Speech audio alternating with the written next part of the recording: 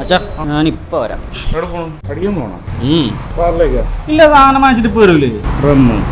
റമ്മ അയ്യേ ബ്രാൻഡിടാ, അതാണ് സൂപ്പർ.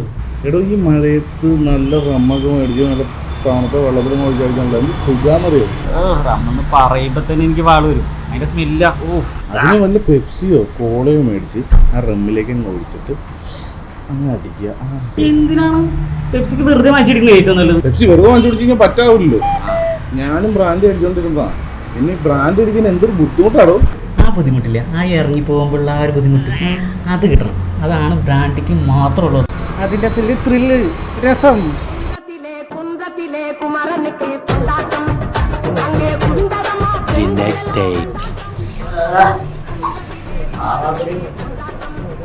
തലവേദന